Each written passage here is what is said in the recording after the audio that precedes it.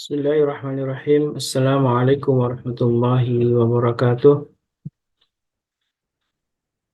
Innal hamdalillah nahmaduhu wa nasta'inuhu wa nastaghfiruh wa na'udzu billahi min syururi anfusina wa min sayyiati a'malina. May yahdihillahu fahuwal muhtad wa may yudlil falan tajida lahu waliyyan mursyida. Asyhadu an la ilaha illallah wahdahu la syarika lah wa asyhadu anna Muhammadan abduhu wa rasuluhu la nabiyya ba'dah. Allahumma salli wa sallim wa karim wa barik ala nabiyyina wa syafi'ina wa maulana Muhammad wa ala alihi wa sahbihi wa man itaba'ahum bi ihsanin ila yaumiddin amma ba'd. Sahabatku Majelis Keluarga Indonesia yang dirahmati Allah, alhamdulillah wa syukurlah di pagi ini Allah Subhanahu wa taala masih memperkenankan kita untuk menikmati sajian iman, sajian ibadah yang alhamdulillah di 9 Zulhijjah kita masih bisa menikmati keimanan kita dalam ibadah-ibadah kita, yang salah satunya yang di 9 Zulhijjah ini memang disunahkan untuk berpuasa, dan puasa Arafah ya, puasa 9 Zulhijjah menjadi banyak keutamaan yang bisa kita dapatkan, dan tentu banyak juga amal-amal lainnya yang mudah-mudahan kita tetap istiqamah untuk melakukannya, karena ini adalah bulan haram, bulan yang begitu utama. Di 10 pertama di bulan Zulhijjah ini disebutkan disebutkan dalam sebuah hadis yang mulia, bahkan jihad fisabilillah pun tak mampu untuk mendandingi keutamaan amal soleh di atau ibadah dan amal soleh di 10 pertama di bulan Zulhijjah ini. Kecuali kata Rasulullah, ketika jihad itu mengorbankan jiwanya dan hartanya dan tidak kembali kepada sang pemilik. Artinya memang syahid eh, orang-orang yang berjihad itu.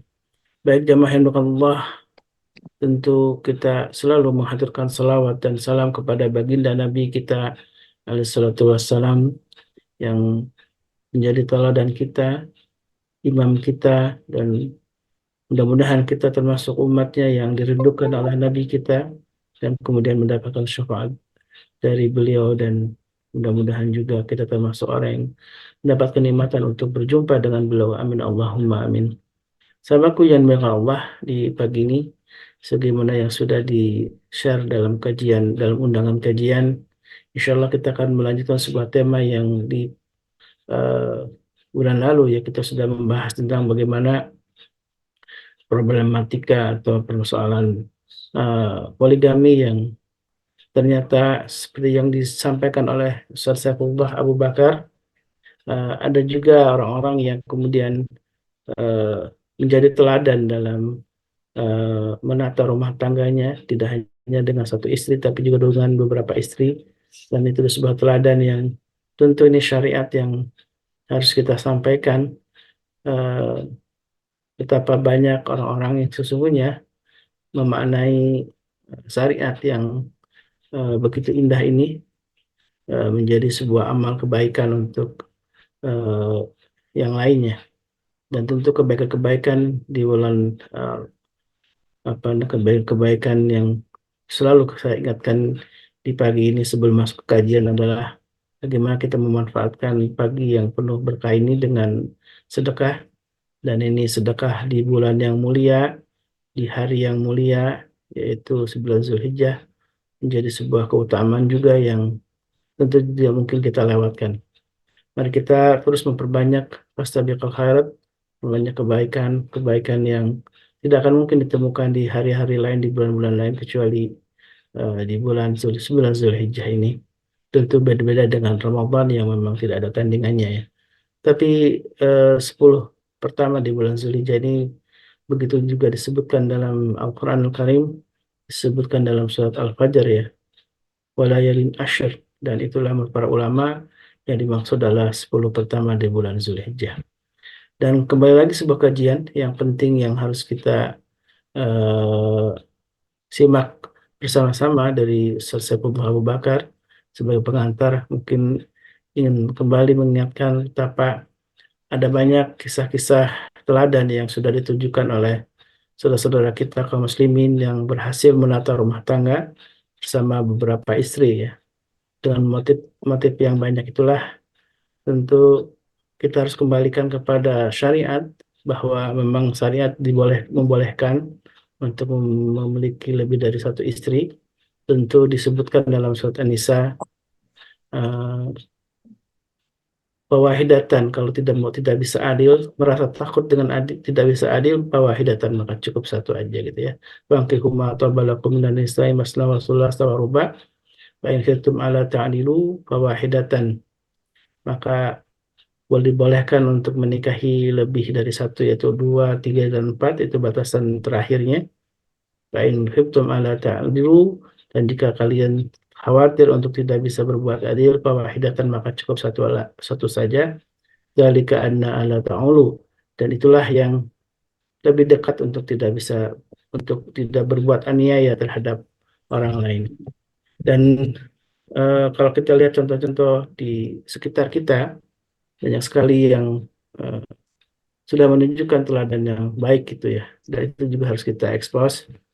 Mungkin penting untuk dipelajari. Tapi juga ada orang-orang yang tentu menunjukkan eh, potret rumah tangga yang tidak patut untuk dicontoh, karena poligami juga ada banyak yang melakukannya karena persoalan syahwat gitu ya, dan itu tidak bisa kita pungkiri. Dan juga ada banyak problematika yang insya Allah justru akan dibahas secara detail oleh Ustaz Saifullah Abu Bakar, bagaimana sebenarnya problematika hukum yang terjadi ketika seseorang memutuskan untuk berpoligami. Alhamdulillah wa syukurillah, Ustaz Abu Bakar, Ustaz Saifullah Abu Bakar sudah hadir juga di tengah-tengah kita. Assalamualaikum Ustaz. Waalaikumsalam warahmatullahi wabarakatuh. Alhamdulillah, ini berarti episode kedua nih, tema tentang poligami, dan responnya lumayan banyak ya di grup. Tentu banyak ibu-ibu yang bertanya-tanya nih, kenapa nih poligami lagi nih? Tentu eh, ini sebuah persoalan syariat, dan kalau kata guru saya, Sadul Dasar, ini memang syariat Islam itu sangat indah gitu ya. Cuma ketika tidak ada atau orang tidak menikmati keindahan syariat ini, maka ada masalah dengan dirinya gitu ya.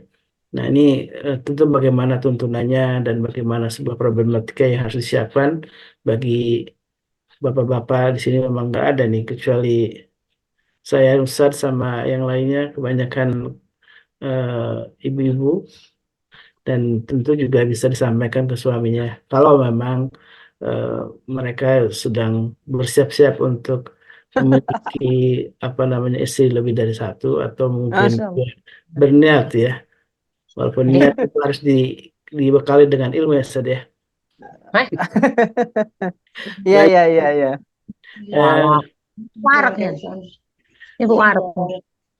tafadhal masykur Ustaz untuk memulai kajiannya.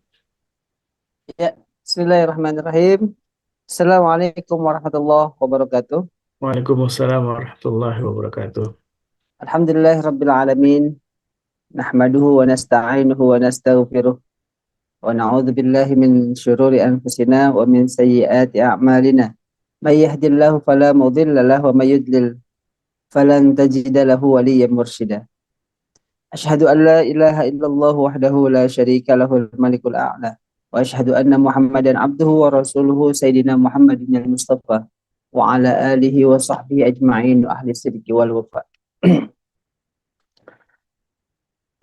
Alhamdulillah, pada pagi hari ini kita dapat berjumpa kembali dalam kajian hukum di Majelis Keluarga Indonesia, khususnya insya Allah hari ini kita akan kembali mengulas materi mengenai poligami dan problematika hukumnya. Sebelumnya saya ucapkan terima kasih kepada akhina al-kiram Ustaz Khalis telah membuka acara, dan saya mau menyapa juga sama kayak ikutin Tuan Guru Suparman nih, Bang Abdurrahman bin Auf, insyaallah, Bu Erni, Bu Darmiati, Bu Deva Depok, Aduh, Ustaz. Assalamualaikum. salam, Bu Dia, Ibu Dina, Ibu Dini, Ibu Dina dan Ibu Dini itu ya. Ibu Elvina, Ibu Endang, Ibu apa lagi nih? Ibu Ida, Bapak Kholis. Kalau MC RMKI ini siapa nih? Mas Bang Nandar. Ivan kan? Oh, Mas Nandan. Bang Eh, Abdurrahman bin Auf juga ini orang terkenal nih. oh, Masya Allah. Jangan lupa sama sahabat, ya kan? Gitu, gitu. Iya Siap, dong. siap. Siap, Abdurrahman bin Auf Komandan. itu istri empat loh poligami beliau. Siap, Oh, Komandan. itu salah satunya ya. Mula Sasi, Ibu Nadia, Ibu, oh, Ibu Nenden. Waalaikumsalam, Ustaz. Waalaikumsalam. Ini Ibu Nunu ya? Ibu Teti dan Ibu Yanti. Assalamualaikum semuanya. Baik, Waalaikumsalam warahmatullahi wabarakatuh, Ustaz. sebelum kita mulai, saya mau ngajak yuk kita takbir dulu yuk sama-sama yuk. Allahu Akbar, Allahu Akbar, Allahu Akbar. La ilaha illallah, Allahu Akbar. Allahu Akbar walillahil hamd. Monggo. Allahu Akbar, Allahu Akbar, Allahu Akbar. La ilaha illallah, Allahu Akbar. Allahu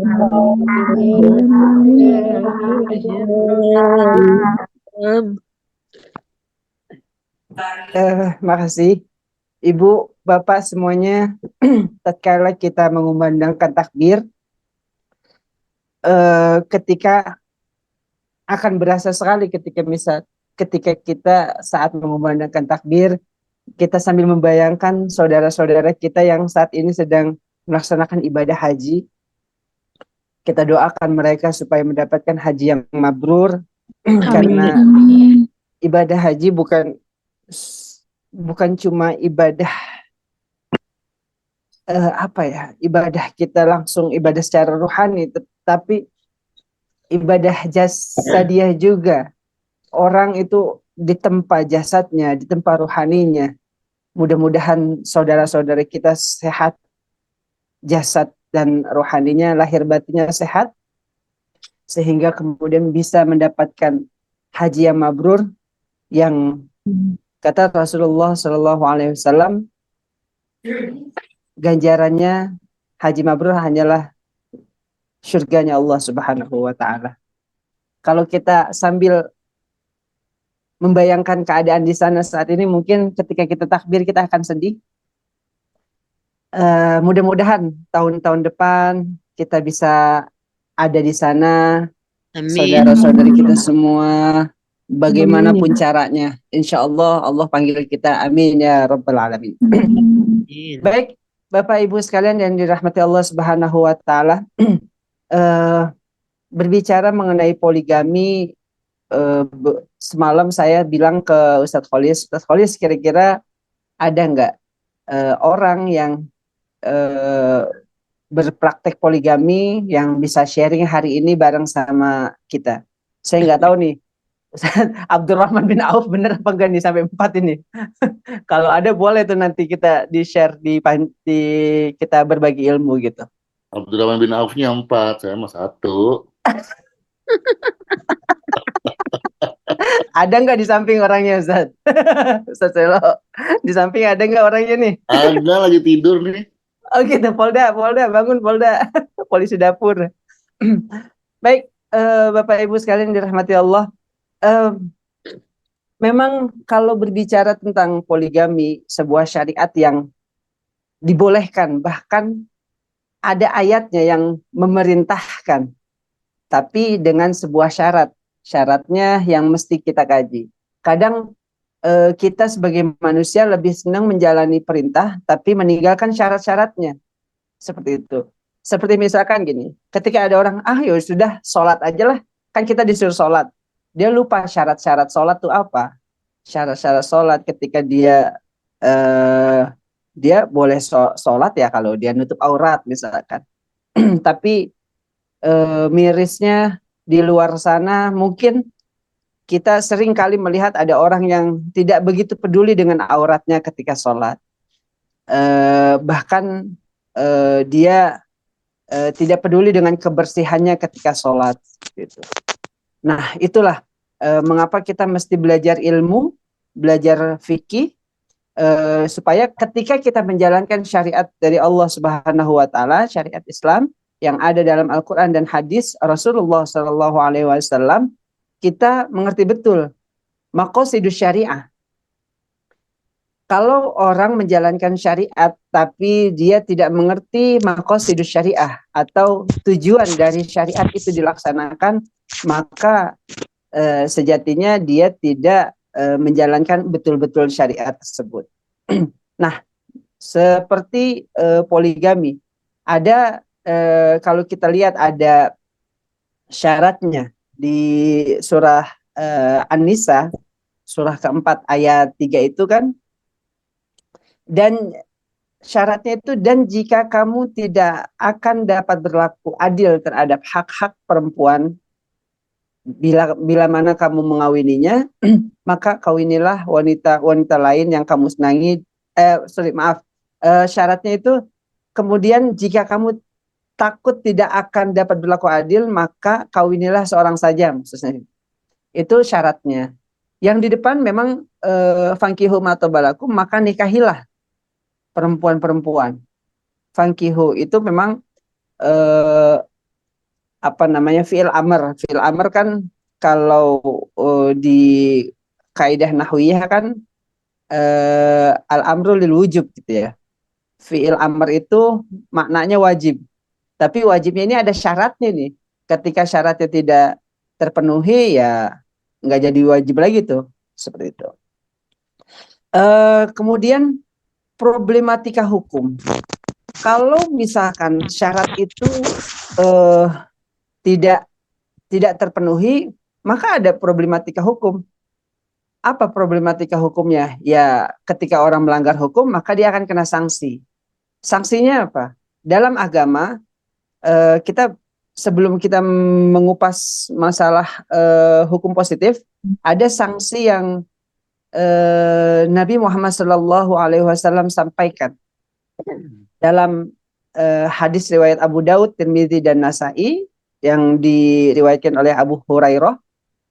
Di situ dikatakan bahwa barang siapa yang memiliki 2 istri atau lebih, namun cenderung kepada salah satunya, maka nih harus ditekankan di stabilo nih, maka pada hari kiamat dia akan datang dengan sebelah badannya yang miring. Nauzubillahi min dzalik. Nah, ini salah satu penegasan dari Rasulullah Shallallahu alaihi wasallam yang kalau kita bisa mau menarik mafhum mukhalafahnya, pemahaman tersirat di balik anjuran poligami tersebut, jangan main-main gitu. Mafhum mukhalafahnya, boleh poligami tapi jangan main-main loh. Ini loh ada sanksinya kalau kamu kemudian tidak bisa bijaksana dalam melaksanakan poligami tersebut. Itu hal yang berkaitan dengan problematika hukum atau nanti ekses hukum terhadap menjalani poligami. Lalu kemudian kalau kita kembali ke hukum positif, kalau tadi kan syarat untuk berlaku adil itu ada di Quran surah An-Nisa, Quran surah keempat ayat ketiga. Kemudian kalau hukum positif kita melihat bahwasanya dalam melaksanakan syarat poligami itu sudah diatur dalam Undang-Undang Perkawinan nomor 1 tahun 1974. Memang pada pasal 3 ayat 2 dalam Undang-Undang Perkawinan, seorang suami itu memang dapat memiliki lebih dari 1 istri. seorang suami dapat memiliki lebih dari satu istri. Tuh, sudah diatur tuh sama pengadilan. Tapi ada terusannya. Ini syaratnya nih. Ada syaratnya. Syaratnya apa? Jika diizinkan oleh pengadilan. Nah, makanya sebagai warga negara Indonesia yang baik, justru kita mesti memahami selain kita mengikuti aturan syariat dari Allah Subhanahu wa taala dan penjelasan dalam hadis Rasulullah Shallallahu alaihi wasallam, maka ada satu lagi yang harus kita taati, yaitu ulil amri. Saat ini ulil amri kita sudah membuat undang-undang perkawinan dan itu sudah mengikat seluruh warganya. Begitu ya. Lalu di pasal selanjutnya, di pasal 4. Di pasal 4 itu pada ayat 1, untuk berpoligami, suami harus mengajukan izin permohonan ke pengadilan di tempat tinggalnya. Itu yang pasal 4-nya, ayat 1. Ayat 2-nya, pengadilan kemudian hanya memberikan izin kepada suami tadi jika memenuhi syarat-syarat. Syaratnya apa nih? Kalau tadi kan di Al-Quran ada syaratnya adil, berlaku adil. Coba, kalau menurut hukum positif di pasal 4 ayat 2 itu, yang pertama syarat-syaratnya yang pertama nih, istri tidak dapat menjalankan kewajibannya sebagai seorang istri. Syarat yang kedua, istri mendapat cacat badan atau penyakit yang tidak dapat disembuhkan. Syarat ketiga, istri tidak dapat melahirkan keturunan. Itu syarat-syaratnya. Berat ya? Bapak Ibu, berat banget ya syarat-syaratnya berdasarkan undang-undang. Tapi ada yang nanya, Ustadz, ini bagaimana kalau semuanya itu tidak ada tuh syarat-syarat itu? Tapi justru istrinya mengizinkan untuk kepada suaminya untuk menikah lagi, untuk poligami. Nah, hal itu beda. Hal itu adalah berdasarkan persetujuan dari awal tuh. Istrinya. Nah, itu boleh. Nah, kemudian pada pasal 5 ayat 1-nya, untuk mendapatkan izin pengadilan, suami harus memenuhi syarat-syarat juga, adanya persetujuan istri. Tuh. Jadi kalau misalkan pasal 4 ayat 2-nya tadi, Ustaz, istri saya mampu menjalani kehidupan suami istri, ada kepastiannya ada gitu, misalkan enggak cacat badan, terus tidak punya anak juga istri saya, tapi gimana? Nah, ada di turunannya di pasal 5 ayat 1, adanya persetujuan dari istri atau istri-istri kalau untuk yang menikah ke-3, ke-4. Kemudian adanya kepastian bahwa suami mampu menjamin kehidupan istri-istri dan anak-anaknya. Yang ketiga, adanya jaminan bahwa suami akan berlaku adil terhadap istri-istri dan anak-anak mereka. Nah, kalau di undang-undang ini keadilan tadi justru ditaruh di ayat 1, tapi poinnya poin terakhir seperti itu. Karena lebih menjaga kehidupan kekeluargaan warganya di dunia seperti itu kan. Baik Bapak Ibu sekalian yang dirahmati Allah Subhanahu wa taala. Mirisnya di masyarakat kita banyak sekali orang, bahkan guru-guru kita menjadikan candaan. Poligami ini dijadikan candaan. Sudahlah, lebih baik meminta maaf daripada meminta izin. Karena kalau meminta izin tidak akan dikasih. Nah, hal inilah yang kemudian digeneralisasi oleh sebagian orang dan kemudian menjadi pembenaran juga. Dan kemudian para istri pun akhirnya seperti itu. Udahlah, masa sih kita ngizinin seperti itu. Padahal tidak semua perempuan, semua istri yang marah gitu. Padahal ada beberapa orang atau istri yang justru, Bang, silahkan nikah lagi atau mau saya carikan seperti itu. Nah, kalau memang ada yang seperti itu istri seperti itu jangan sampai dikuburin tuh sebelum dia meninggal ya. Bapak Ibu sekalian yang dirahmati Allah Subhanahu wa taala, eh dari fenomena yang berkembang di masyarakat ketika ada apa semacam pernyataan atau ada gium atau candaan-candaan yang kemudian membekas di benak para laki-laki, lebih baik minta maaf daripada meminta izin. Akhirnya para suami itu melakukan pembenaran dengan berbagai cara. Dia menikah tanpa izin dari istri. Lalu ditanya, Ustadz, apa salahnya menikah tanpa izin dari istri? Begitu. Oh, nggak ada salahnya. Dalam agama ya tidak ada salahnya seperti itu. Sah memang, sah. Tapi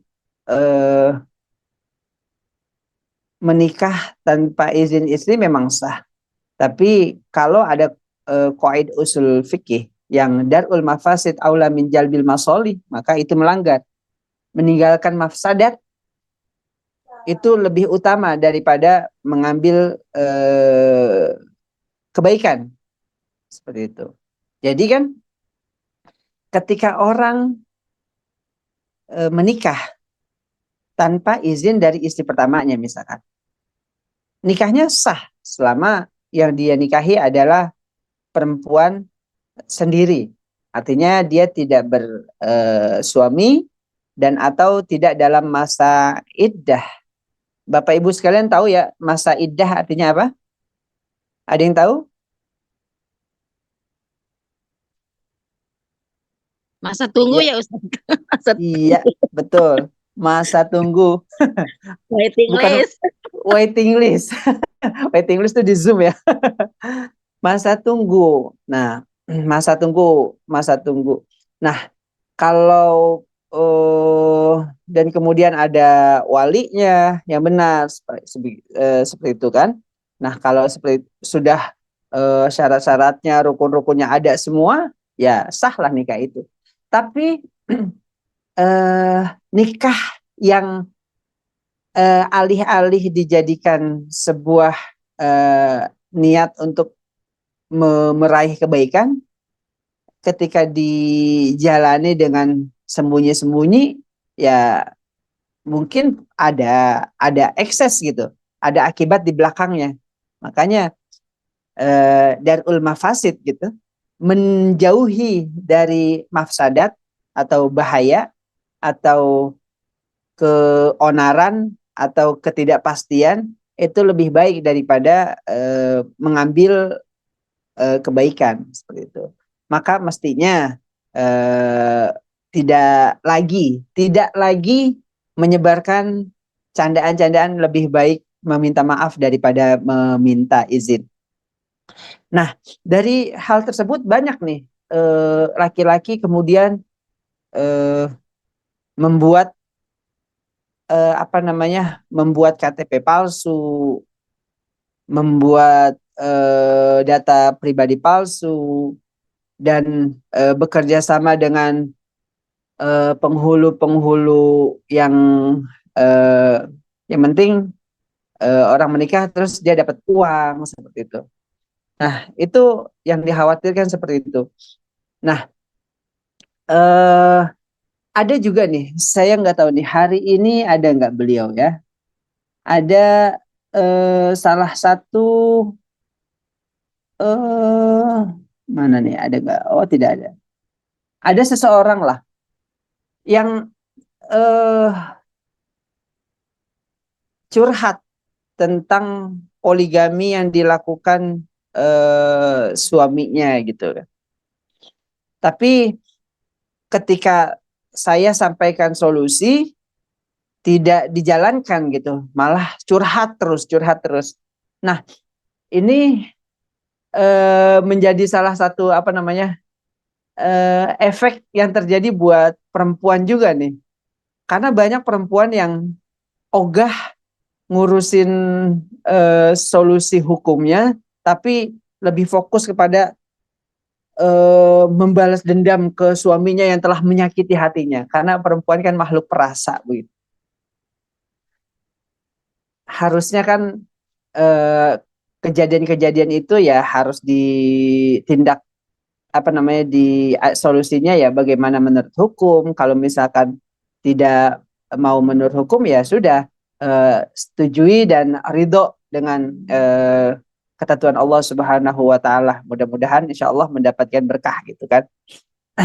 Tapi yang saya ingin sampaikan di sini bahwa dari seseorang itu poligami, kemudian poligaminya itu pada lebih kepada dia menikah siri. Karena apa? Kalau menikah siri itu dalam undang-undang kita yang dimaksudkan adalah seseorang yang menikah tapi tidak atas pengetahuan negara, seperti itu. Jadi dia tidak diakui oleh negara. Dia poligami tapi dia tidak diakui atau tidak ditetapkan oleh negara. Nah, inilah yang kemudian akan menjadi masalah di kemudian hari mengenai waris anaknya, mengenai harta gonogini dan segala macamnya. Bapak Ibu sekalian yang dirahmati Allah Subhanahu wa taala, itulah beberapa hal tentang poligami. Saya ingin bercerita satu kasus terbaru yang sedang saya tangani. Salah satu ex bupati di Sumatera Selatan mempunyai seorang istri. Kala itu dia menikah di sebuah hotel.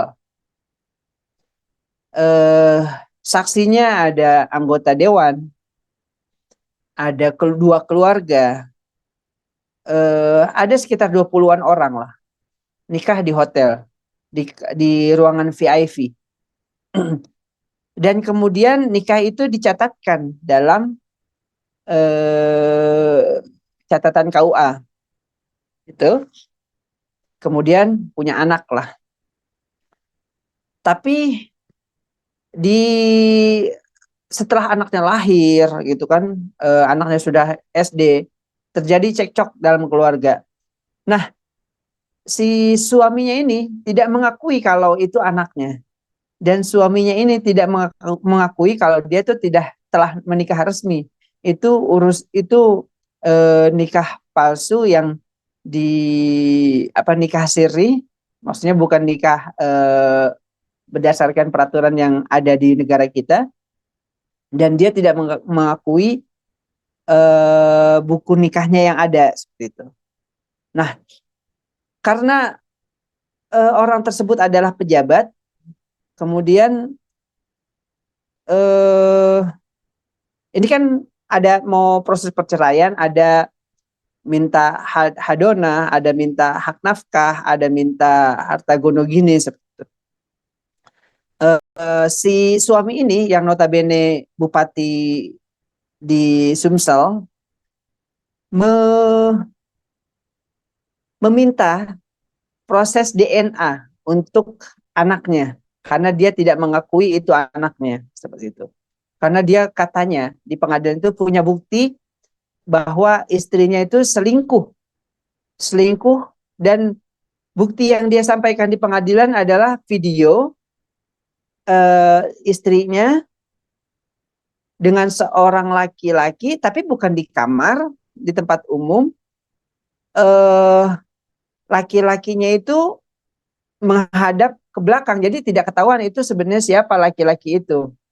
Kemudian si perempuannya ini yang klien kami mengatakan bahwasanya itu bukan selingkuh, itu saudara saya, itu begitulah.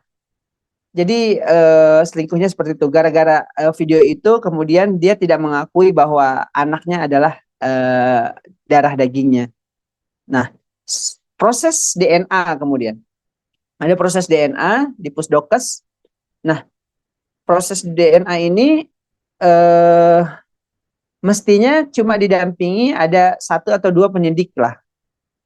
Tapi ketika itu ada 8 penyidik yang datang dan diduga untuk mengaburkan hasil DNA gitu kan. Tapi alhasil alhamdulillah ada pihak rumah sakit yang lebih ya amanah lah, tidak ikut ke dalam tekanan-tekanan tersebut. Akhirnya DNA-nya keluar dan terbukti anak itu adalah anak dari orang tersebut gitu ya, mantan pejabat. Nah, Bapak Ibu sekalian yang dirahmati Allah, itulah yang saya mau sampaikan bahwa hal-hal yang di awalnya tidak begitu mulus secara persyaratan peraturan-peraturan yang ada disyaratkan oleh pemerintah dalam undang-undang kita, maka di belakang ada saja masalah-masalah atau problematika-problematika hukum yang kalau bahasa Betawinya ngintilin gitu, ngikutin gitu kan, ngikut aja tuh. Makanya saya berpesan kepada diri saya pribadi, para laki-laki, para suami, kalau mau mau poligami, silahkan monggo, itu disuruh oleh Allah Subhanahu Wa Taala dengan sebuah syarat gitu kan. Nah, kalau ngomongin syarat di Al-Qur'annya sebuah syarat, 1 syarat adil. Tapi kalau ngomongin di hukum positif ada beberapa syarat, yakni di pasal 4 dan pasal 5 tadi. Baik, Bapak Ibu sekalian yang dirahmati Allah Subhanahu Wa Taala, sekian pemantik dari saya. Mungkin ada yang ingin ditanyakan atau disampaikan atau dicurhatkan mengenai poligami ini. Silahkan, ya, Ustaz Khalis. Baik, alhamdulillah, wasyukurillah, jazakallah khairan. Terima Ustaz. Sebelum Ya, masuk ke diskusi ini, jamaah tadi yang sudah diingatkan ya oleh ya. admin untuk mengganti kalau namanya belum jelas, ini DHS gitu ya, silakan untuk biar nanti kita silaturahmi bisa kenalan siapa itu jamaah yang hadir di Majlis Jum ini untuk segera mengganti dengan nama asli gitu ya. Tadi juga ada beberapa nama ada 2 nama ya yang masih pakai inisial gitu ya, yang diharapkan semua menggunakan nama asli. Kalau balah bagusnya ada daerahnya jadi kita kenal ya, kayak Bu Yanti Depok, Bu Diah Bandung. Nah, ini tahu kita ya sama-sama orang Depok, orang Bandung, jadi kita saling kenalan untuk sama-sama bisa saling bersilaturahim gitu ya. Mungkin itu tujuannya ya, untuk bisa mengganti inisial dengan nama aslinya. Baik, silakan jamaah yang dimuliakan Allah. Barangkali ada yang ingin kemudian didiskusikan, ditanyakan seputar problematika hukum ya dalam poligami ini ya. Walaupun mungkin suaminya tidak sedang berniat poligami, tapi tentu ini sebuah pemahaman yang penting yang juga bisa di-share ke saudaranya, teman-temannya untuk hal-hal yang berkaitan dengan hukum ini. Bu Yanti, silakan, Bunda Yanti. Silakan, Bunda. Siap. Izin, Tat. Assalamualaikum warahmatullahi wabarakatuh. Waalaikumsalam warahmatullahi wabarakatuh. Gini, Tat. Ya. Ada seseorang, suaminya menikah tanpa izin. Dan akhirnya ketahuan 1 kali, gitu kan. Tetapi sang perempuan ini selalu mengganggu, neror kali, kalau lebih itunya ya, kepada keluarga ini gitu kan. Akhirnya berjalan bertahun-tahun, sang istri mungkin lebih nggak mau ribut kayaknya gitu kan. Akhirnya diem. Sudah berjalan bertahun-tahun, berjalan beberapa belas tahun, sang suami mengulangi lagi Nikah dengan lagi wanita maksudnya, lain. Bu? Iya, dengan wanita lain lagi. Hmm. Oh, Berarti yang ketiga nih. iya. Dan itu pun ketahuannya sama seperti halnya yang pertama. Eh, si perempuan ini yang mengganggu gitu. Itu melalui media sosial gitu. Hmm. Pajang-pajang foto berdua, pajang kata-kata yang Mesra. mesra. Padahal kalau kata teman itu, dia tahu suaminya. Tipe suaminya bukan tipe orang yang senang bermedsos gitu. Hmm. Dia tahu ini pasti kerjaan orang itu yang membuat gitu. Tapi lagi-lagi si kawan ini nggak mau ngambil pusing gitu ya. Kalau dia berpikir, masa orang gila saya juga mau gila gitu. Ah. Akhirnya ya sudah diam. Tapi lama-kelamaan mungkin ngerasa diinjak-injak juga mungkin ya dengan sang suami. Apalagi suaminya berkata, saya suka dia anak orang kaya. Kalau saya bisa menikahi dia, saya bisa punya perusahaan, saya bisa punya apa namanya usaha yang lebih lebih lebih baik. Hmm. Nah, akhirnya si sang istri ini mengambil keputusan karena dia nggak mau diinjak-injak. Satu, dua, orang-orang ini mengganggu ke anak-anaknya Hmm. gitu. Jadi anak-anak dari laki-laki ini diganggu. Selalu berkata, oh gue ini istri bapak lu ya. Sama dari yang selingkuh yang pertama dan yang kedua begitu sama seperti itu.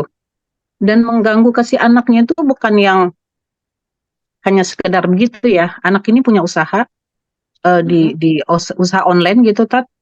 Hmm. Dan orang ini masuk ke grup komunitas usaha online anak ini Ah, gitu. ah. Dan mengganggu di situ gitu. Iya. Nah, akhirnya si sang istri memutuskan, oh ya sudah. Karena istri ini beranggapan dia nggak pernah mau meminta cerai kepada suaminya, karena dia beranggapan kalau dia meminta itu kepada si suami, itu akan merusak rezeki, baik dia ataupun suaminya sendiri gitu. Hmm. Akhirnya si istri ini mengambil keputusan, ya sudah, sekarang kamu silakan hidup dengan pilihan kamu, dan kalau kamu mau, kamu boleh kirim surat cerai kepada saya, kata teman itu.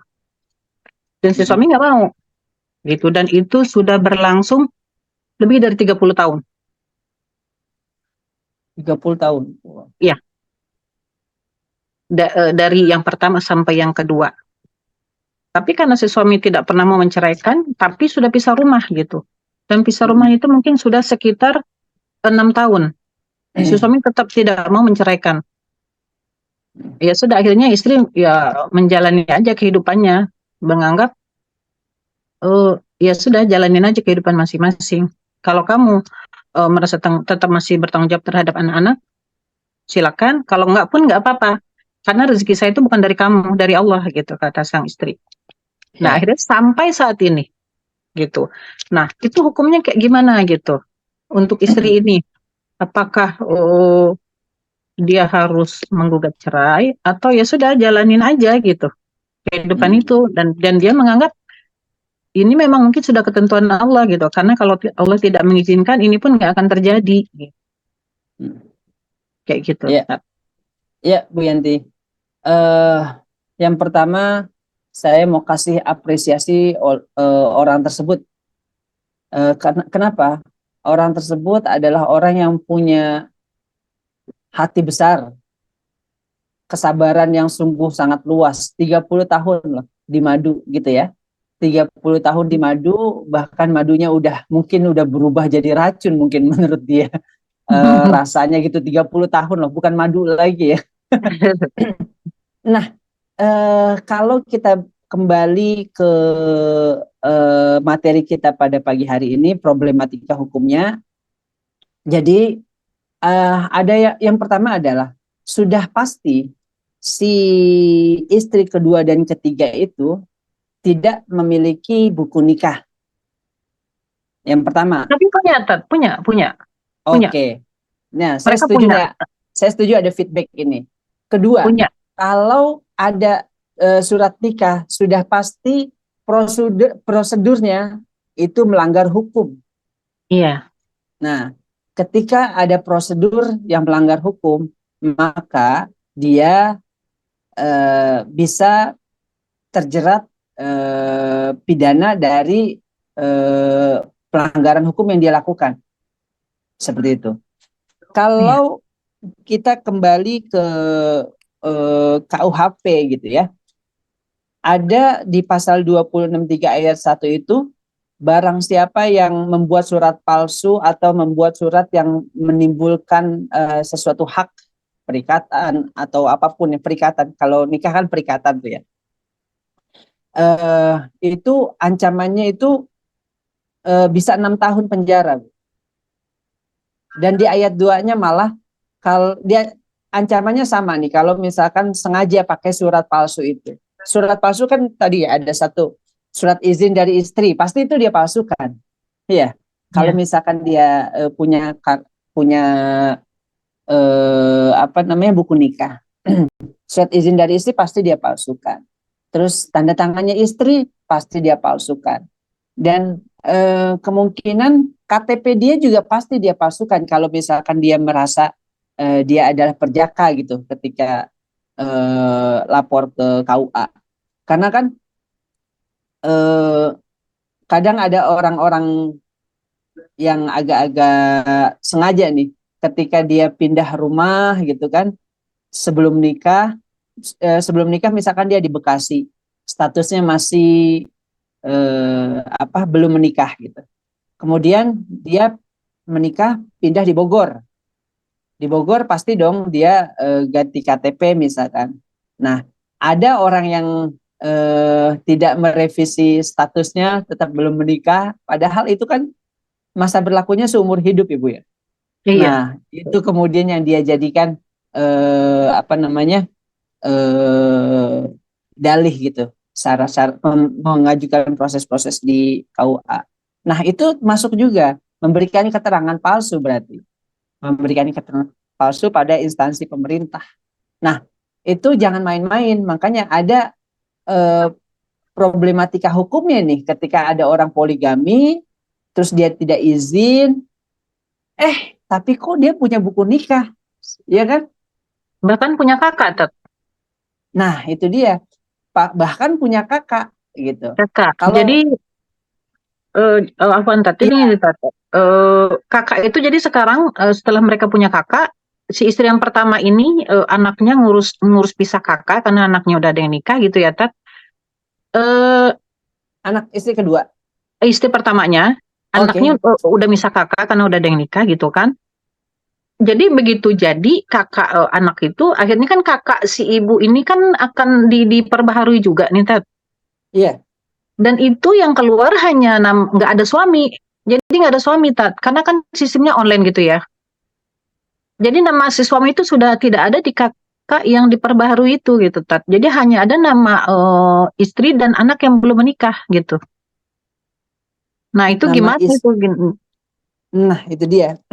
Itu kan akhirnya si ibu itu harus bertindak nih ya. Kalau misalkan ya sudahlah biarin aja gitu.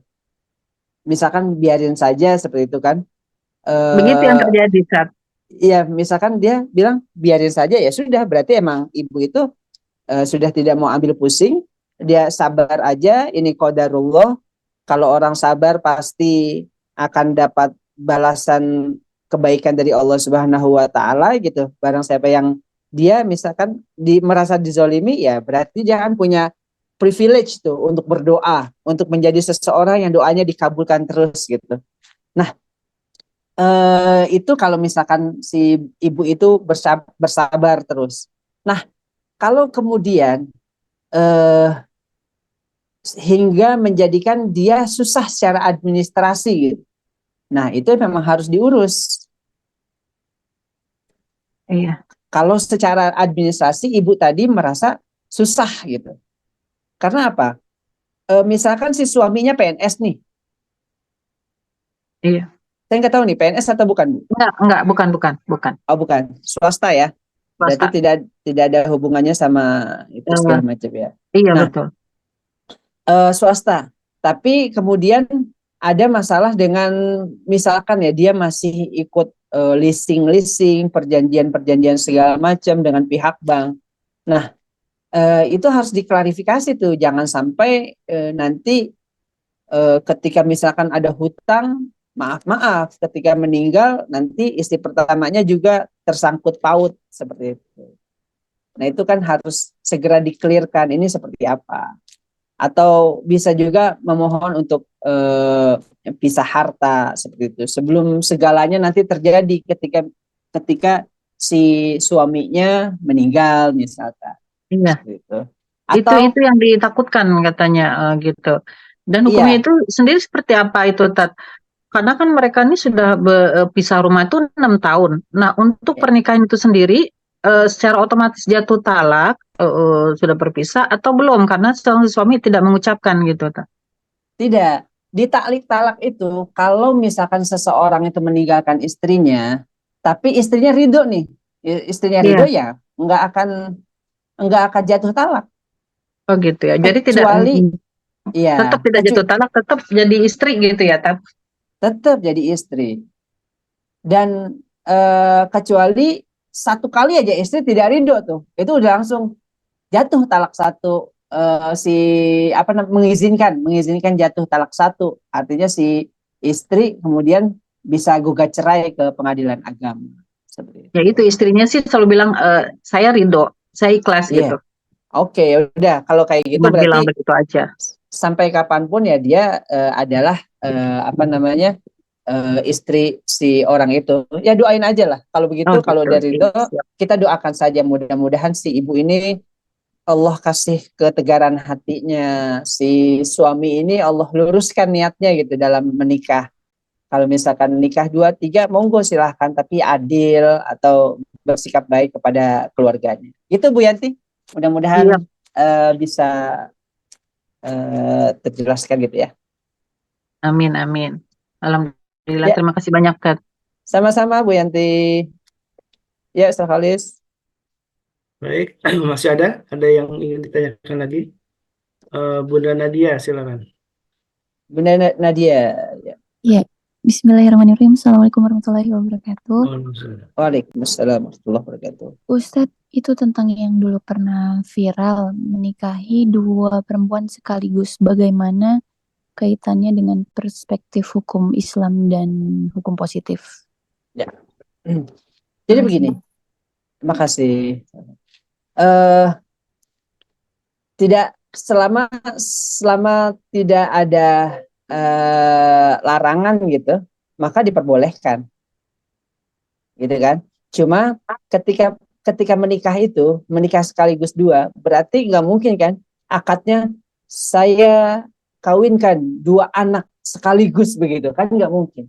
Atau saya nikahkan eh, misalkan dua anak nggak mungkin ya. Misalkan si bapak A sama bapak B gitu menikahkan kan nggak mungkin bareng-bareng menyebutkan ijab itu di depan calon suami bareng-bareng. Pasti ada yang jadi pertama, ada yang jadi yang kedua tuh. Walaupun harinya sama, walaupun jamnya hampir bersamaan. Misalkan yang satu jam 10, yang satu lagi jam 10:15. Nah, maka di jam nikah kedua itu yang jam 10:15 itu wajib hukumnya si istri pertama tadi, istri sah itu membuat surat izin kepada suaminya untuk menikah lagi begitu. Tapi secara hukum ya boleh-boleh aja kayak gitu. Seperti itu. Seperti itu Bu Nadia. Hmm. Iya, Walaupun itu Ustadz. anak kembar gitu ya, boleh aja istilahnya. Misalkan anak kembar dinikahi oleh satu laki-laki, tetap walaupun nanti mungkin walinya tetap ayahnya ya, tapi tetap izin itu harus ada ya, Ustaz ya. Nah, itu dia. Eh adik adik Nah, gitu. adik kakak itu emang boleh dengan satu suami? Makanya Bukannya nggak boleh ya? Enggak, saya nanya, kalau itu apakah boleh nggak? Kan satu nasab bukannya nggak boleh ya Ustadz? Iya, nggak boleh kalau satu darah. Nggak boleh. Boleh. Ya, istrinya Istri dan kakak. tidak satu darah dengan suaminya. Oh Nggak gitu. boleh. Oh gitu. Adik kakak boleh kan, Mas, kan ada juga yang turun ranjang kan? Kecuali sudah diceraikan yang satunya. Wih, Oh rame gitu. ini. Masya Allah ini. Rame. Kita ngerumpi. Ada nawar. Oke. Nih, di An-Nisa ayat 23. Tapi seru. An-Nisa ayat 23 tuh.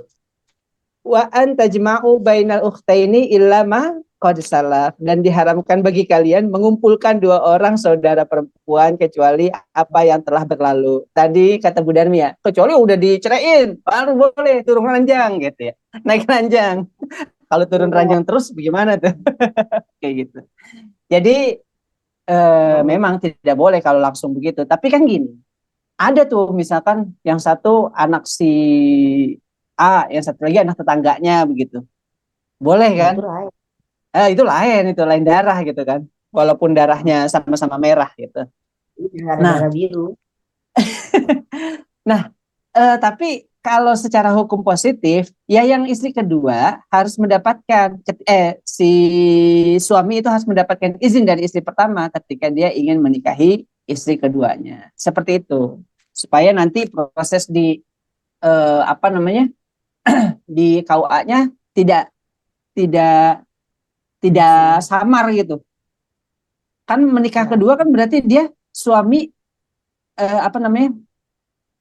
laki-laki yang sudah bersuami, laki-laki yang sudah beristri gitu. Bukan seorang perjaka. Kalau istri pertama kan dapatnya perjaka, istri kedua dapatnya laki-laki yang sudah beristri, seperti itu. Jadi makanya diperlukan Bu Nadia, diperlukan izin. Jadi jangan sampai digabungin ya. Iya Ustadz. Itu udah pasti tuh, itu nggak boleh. Di hadis riwayat Muslim juga kan nggak boleh tuh. La yujma'u bainal mar'ati wa ammatiha wala bainal mar'ati wa kholatiha. Itu dari Abi Hurairah kan. Rasulullah SAW bersabda, tidak boleh ngumpulin tuh, tidak boleh dikumpulkan. Yujma'u itu fi'il majhul, yujma'u baina, itu tidak boleh dikumpulkan pernikahan antara seorang wanita dengan bibinya, malah ini nggak boleh juga, dengan misalkan ini dengan bibinya gitu, yang sejalur ayah nggak boleh. Tidak boleh pula seorang wanita dengan bibinya dari jalur ibu. Bibi aja nggak boleh tuh. Misalkan satu dia nikahin A, terus bibinya dia dinikahin juga bareng. Nah, itu nggak boleh, apalagi adik kakak nih, yang serahim banget gitu. Ya, ada lagi?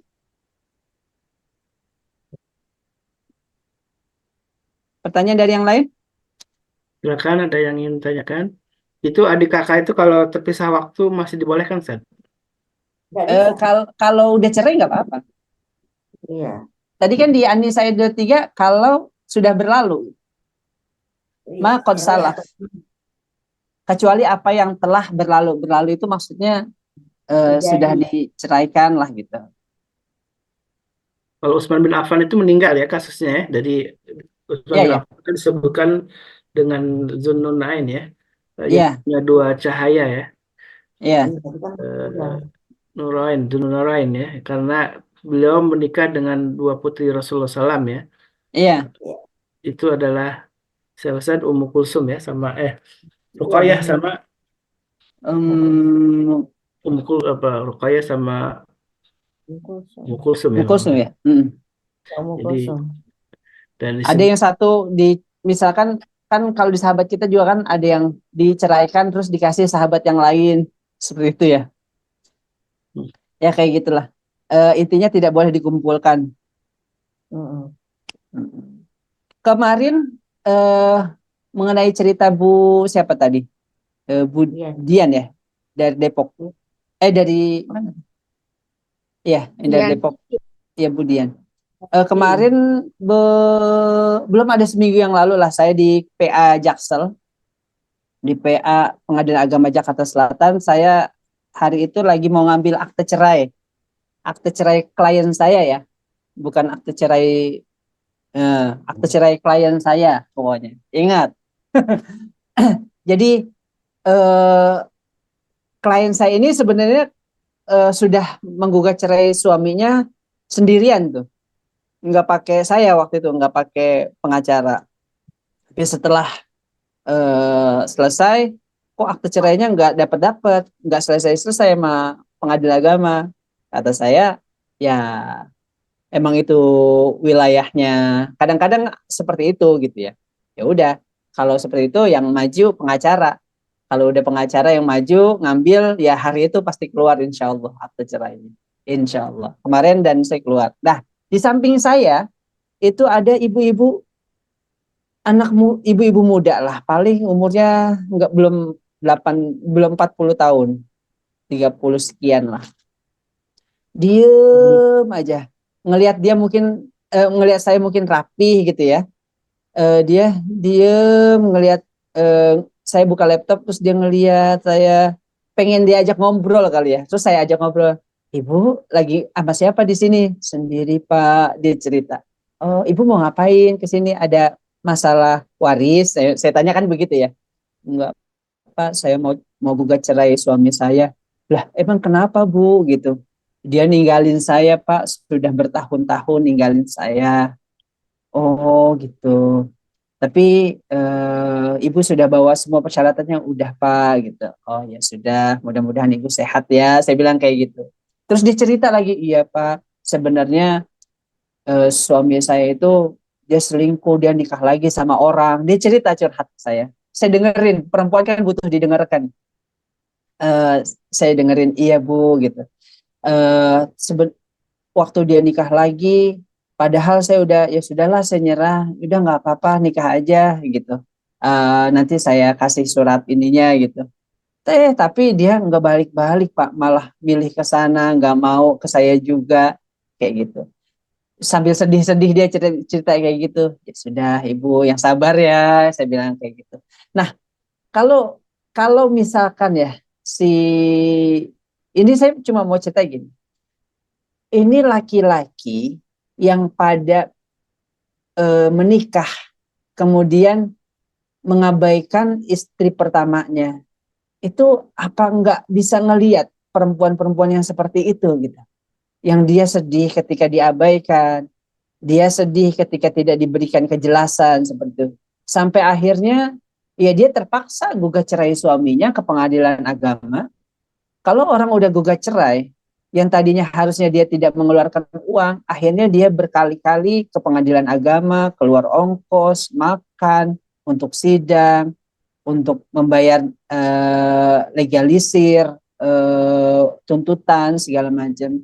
Itu sudah zolim meninggalkan, sudah zolim mengabaikan, sudah zolim melalaikan istri dan anak-anaknya, udah zalim juga meninggalkan kewajiban menafkahi anak-anaknya gitu kan. Tapi sampai akhirnya cerai aja, zalim juga, si istrinya ini sampai ngeluarin duit sendiri seperti. Nah, yang kayak gitu, kira-kira dia itu seorang laki-laki apa nggak pernah ngeliat hal-hal seperti ini gitu? Apa dia nggak takut kemudian Allah murka sama dia gitu? Seperti itu. Hukumnya apa ya? Kenapa? Hukumnya apa ya untuk laki-laki kayak gitu? Itu kalau hukum di Agamanya. di agamanya kita serahkan kepada Allah Subhanahu wa taala. Makanya narasi saya tadi adalah kezoliman gitu. Kalau masalah zolim ya sudah, kita serahkan ke Allah. Biar Allah yang balesnya gitu. Cuma yang kita perlu sampaikan nih, kira-kira laki-laki itu, para suami yang seperti itu, apakah dia tidak merasa dirinya sedang berbuat zolim gitu? Hati nuraninya ada nggak ada. Nah, seperti itu Bapak Ibu sekalian. Ini sebenarnya kalau saya ngomong begini enak nih, enaknya di depan majelis taklim ibu-ibu. Waduh, Ustadz, saya senang banget ada ceramah kayak gini. Gitu ya Ustadz Kholis. Nanti bingung. Ibu-ibunya rame. Kalau kalau saya ngomong di depan ibu-ibu mendukung poligami yang wah segala macam, wah habis itu ditimpukin sama air mineral gitu. Oke, Bapak Ibu sekalian yang dirahmati Allah Subhanahu wa taala. Mungkin tidak ada pertanyaan lagi ya. Saya juga hari ini pengen ke Parung mau dagang dulu. Siap-siap nanti. Dagang apa, Tat? Duh, ini nanti diomelin sama Ustadz Kholis nanti kalau ngomong Enggak, dagang di Tat. sini. Ini kan hari Ahad, Tat. Iya, tapi bukan di materi ini juga nanti diomelin saya. Boleh, Sa, nanti di-share aja di grup ya. Masya Allah Ustadz Kholis. Soalnya Hasbunallah wa ni'mal wakil. Baik, alhamdulillah syukurlah jazakallah khairan Ustaz atas sharing ilmunya dan mudah-mudahan soal poligami ini memang tidak akan habis-habisnya ya. Dan itu Ya. tidak soal hanya masalah hukum yang mungkin jadi pembahasan utama, tapi juga soal pengalaman dan soal apa namanya kebaikan kita ya masing-masing gitu. Karena ini soal akhlak, soal adab ya Ustaz ya. Soal adab Ya. ketika seorang suami minta izin terhadap istrinya adalah bukan soal hanya aspek hukum positif, tentunya ada soal adab. Eh, mungkin sah secara hukum agama gitu ya, tidak minta izin, tapi ada soal adab yang tentu harus diperhatikan. Dan Islam tentu sangat memperhatikan soal adab tadi dan eh, karena kan sebuah keluarga memang dibangun untuk saling menghargai, menghormati, saling menyayangi, dan itu bagian dari upaya untuk kita menanamkan nilai-nilai itu dalam keluarga. Apalagi kalau upaya itu dilakukan secara konsisten, secara adil gitu ya, maka mana mungkin bisa melakukan secara keadilan, setelah adil kalau ternyata untuk hal minta izin aja tidak dilakukan, Ustaz ya. Ini Iya. sebuah padahal jelas dalam ayatnya fa in khiftun alla ta'dilu fawahidatan ya, kalau tidak memang khawatir tidak bisa adil tentu cukup satu aja, dan adil memang disebutkan dalam banyak juga hadis Nabi di penjelasan juga para ulama. Tentu kalau masalah hati tidak bisa adil ya Sad ya, dan itu Iya. kecenderungan hati itu pasti ada salah satu dari antara istri-istrinya yang dinikahi, ada satu yang mungkin diistimewakan. Sebagaimana kita punya anak pun pasti biasanya ada juga anak yang diistimewakan, karena kata Rasulullah itu juga ketika Rasulullah mengadu kepada Allah bahwa hadza Allahumma hadza min qasami gitu ya, hadza qasami, ini bagianku yang memang pimala amlik, tidak sesuatu yang tidak aku bisa gitu untuk berlaku adil dalam hal rasa, perasaan itu memang berbeda. Tapi kalau masalah sikap, perilaku, jam apa namanya giliran ya, Jam kunjung. jam jenguk biasa itu tetap bisa adil ya, satu hari misalkan. Tapi kalau soal rasa tentu itu Rasulullah pun mengadu kepada Allah tidak bisa memiliki eh, apa namanya hal yang sama gitu. Tentu ini adalah bagian dari fitrah manusia yang memang ada kecenderungan terhadap seseorang. Eh, Mungkin itu saja ya Ustaz ya sebagai penutup. Jadi tentu silakan yang ingin berniat untuk poligami tentu harus siap-siap minimal berdiskusi dulu dengan Ustaz Saifullah lah ya. Mungkin walaupun bukan praktisi beliau, tapi juga beliau punya aspek hukum yang harus diperhatikan karena itu berkaitan dengan berarti hak anak gitu ya. Yang penting juga hak anak, terus juga ada hak istri pertama kedua yang juga harus diperhitungkan, dipertimbangkan, sehingga jangan sampai kemudian inginnya bahagia malah berujung kepada malapetaka. Itu jangan sampai terjadi seperti itu ya. Baik jamaah yang Allah, mudah-mudahan ini jadi pengingat untuk kita semua, dan ketika diawali dengan takbir tentu ini hari yang istimewa karena hari yang disebutkan berpuasa di bulan di 9 Zulhijjah ini memang banyak keistimewaan. Dan sebelum tutup, Ustaz Selo ada yang disampaikan, silakan. Diskusi dong sama Ustadz Saifullah bulan depan bahas apa ya? Kemarin kan Ustadz Hanif ya bahas masalah muamalah tuh. Terus ada yang tanya tentang apa namanya jual beli di Multi-level Makelar gitu marketing. ya. Makelar, Oh, Makalar ya. iya kan? Itu kita bisa bahas itu, Ustaz Selo, kalau misalkan mau, karena Ar- affiliate. ini karena zamannya banyak ibu-ibu. Kalau arisan gimana arisan? Boleh, boleh. Kemarin ada obrolan arisan juga ya? Oh iya, arisan Iya, tuh ya. ibu-ibu kan lebih arisan. Boleh, boleh, boleh. Arisan boleh? Iya. Baik, Tetep, boleh. arisan. Arisan Nah, halal makoli, ya, nakoli itu atau arisan apa nih? arisan utang nggak tuh ya yang narik. Oke, siap. Insya Allah kita bahas arisan ya, Ustaz Selo. Insya Allah. Ibu-ibu Insya semua. Allah, insya Allah. Allah. Mudah-mudahan kita panjang umur, sehat walafiat. Amin, amin, Allahumma amin. Amin. Amin. Arisan haji lagi. Iya, arisan haji. Kalau Baik. arisan, kalau arisan tuh yang bagus tuh arisan ini, arisan beli kain kafan. Nah, ih serem. Seru aja. Seru itu Bu. Harganya kan jadi arisannya dapatnya sekian lembar itu udah. Terus gitu. Ih, serem. Boleh tuh, menarik tuh arisan belikan kafan. Iya. Saya Bukan saya arisan mas Bagus kawin tuh, ya. yang satu paket pakai tas itu kan ada tuh. Jadi itu Arisan tanah kuburan gitu kan keren juga tuh. nah itu dia. Karena adanya arisan umroh, Ustad. Arisan umroh. Arisan Lagi umroh marak. sama Bu Ninik aja, Bunda Ninik. Itu arisan setoran. Iya, oke, oke. Nanti kita ngomongin arisan loh, iya. Asik. insya Allah. Ya, Tuh, boleh. arisan kain kafan. Ini juga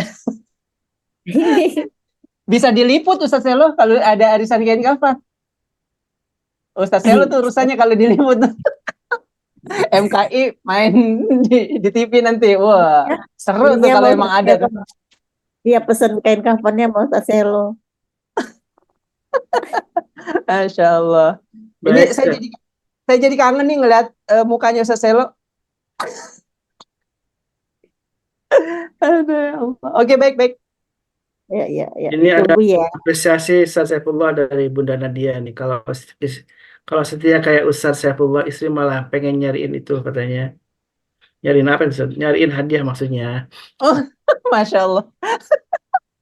Aduh. Untung saya pakai ini nih. Jadi nggak kedengeran sama Polda. Pakai earphone. Masya Terima Allah, kasih. Bu Nadia. Nanti Jazakallah saya khair. Bu Nadia, nanti saya kalau ke Bandung, mudah-mudahan bisa silaturahim. Saya kenalin sama anak istri saya. Ya, sekedar Insya teh-teh aja Allah. nggak apa-apa. Pakai gula aren ya. Iya. Nuna. Oke, baik. Ya, Ustaz Baik. Falis. Dan untuk sebagai pengumuman juga ya, nanti insya Allah kalau untuk besok kita liburkan ya, karena besok Idul Adha. Jadi Ya, bahaya. untuk besok pagi tidak ada kajian. Mudah-mudahan Ya. di Selasa sudah mulai lagi, karena saya lagi menunggu konfirmasi dari Babe. Mudah-mudahan belum bisa ngisi di hari Selasanya. Kalaupun tidak, mungkin bisa jadi liburnya 2 hari ya. Wallahu alam, nanti saya coba konfirmasi lagi. Tapi untuk Besar besok, aja. insya Allah udah confirm besok libur dan nanti akan saya umumkan secara resmi di grup ya. Amin. Ya, insya Allah. Amin. Dan bagi yang sudah berazam untuk kurban atau yang belum, silakan masih ada waktu tuh ya, sampai hari tasyrik ya, Ustaz ya. Dan Ya. untuk bisa Iya. berkurban nanti kalau mungkin ingin kurbannya lebih dari satu pun boleh, karena ini tidak haruskan satu kambing satu orang, bisa lebih dari satu kambing, bisa 10 kambing, bisa satu sapi sendirian juga boleh gitu ya. Karena ini bagian dari syariat dan tidak ada batasan gitu ya. Kalau tergantung kemampuan tentunya. Dan silakan juga kalau untuk sedekah, ya ini bagian dari juga amal yang dicintai oleh Allah di bulan haram ini, di bulan Zulhijjah, di 10 hari pertama apalagi, menjadi bagian kita untuk selalu berbagi dengan orang lain. Dan insya Allah di tanggal Bu Darmi, di tanggal berapa? 6 Juli ya. 6 Juli hari Sabtu kita juga akan ada kegiatan khitan insya Allah, dan ada yang disampaikan Bu Darmi sebelum ditutup? Iya, terima kasih Ustadz. Assalamualaikum warahmatullahi wabarakatuh. Waalaikumsalam Waalaikumsalam. warahmatullahi wabarakatuh. Bapak Ibu jamaah MK sekalian, Insya Allah MKI Rumah Hitan Jidan kembali akan menggelar hitan masal. Kita saat ini membuka orang tua asuh hitan. Artinya kita memfasilitasi andai ada jamaah yang mau berinfak, bersedekah untuk membiayai hitan. Per peserta itu 2,5 juta. Bisa langsung ke rekening MKI. Alhamdulillah hari ini sudah masuk satu orang, artinya satu yang berimpak untuk satu peserta. Budget kita insya Allah 8 peserta. Jadi dipersilakan kalau yang berkenan bisa menghubungi MKI. Terima kasih Ustadz. Assalamualaikum warahmatullahi wabarakatuh. Oke. Satu anak juga bisa didanai oleh banyak orang juga kalau Iya, memang. bisa misalkan gabung Ustadz Holi sama Ustadz Selo itu bisa seperti itu Ustadz. Jadi kalau kebutuhan target satu orang itu sekitar biayanya 2,5 karena kita menggunakan metode hitan hitan modern, dan juga tentu di situ ada bagian untuk hadiah untuk anaknya. Biasanya ngasih hadiah juga ya untuk anak-anak yang dihitan. Jadi kita Dan silakan ini juga bisa satu anak dikerubutin ya barang-barang. Tapi kalau ada yang punya kemampuan satu anak satu orang, alhamdulillah itu menjadi sebuah keutamaannya tentunya ya. Begitu Bu Darmi, tentu silakan juga nge-share di grup ya untuk info tentang rencana untuk agenda hitan di bulan awal Juli ini, bulan liburan ya, bulan liburan anak. Biasanya banyak tuh yang sangat berminat untuk hitan, tapi qadarullah karena keterbatasan tempat juga dan tenaga dan juga tentu biaya yang masih kita baru ditargetkan 8 orang ya Bunda Darmi ya. Iya, betul. Untuk kegiatan hitan di tanggal 6 Juli insya Allah. Mohon doa semuanya jamaah, mudah-mudahan Allah mudahkan kami untuk kembali menyelenggarakan hitan untuk saudara-saudara kita. Dan ini Pak admin sudah nge-share QRIS-nya, kalau memang langsung yang ingin klik QRIS dengan menggunakan handphone, insya Allah bisa lebih mudah untuk bisa bertransaksi sedekah di pagi hari ini di 9 Zulhijjah, di hari terbaik di 10 hari pertama ini di bulan Zulhijjah. Mudah-mudahan Allah ridho dengan amal kita, amal yang terus diistiqomahkan menjadi amal yang paling dicintai Allah Subhanahu wa taala. Amin. Mari kita tutup dengan doa kafaratul majlis. Subhanakallahumma bihamdika asyhadu an la ilaha illa anta Wassalamualaikum warahmatullahi wabarakatuh. Waalaikumsalam warahmatullahi wabarakatuh. Terima kasih Ustadz Khalid, Ustadz Selo semuanya. Allahumma arhamna bil Qur'an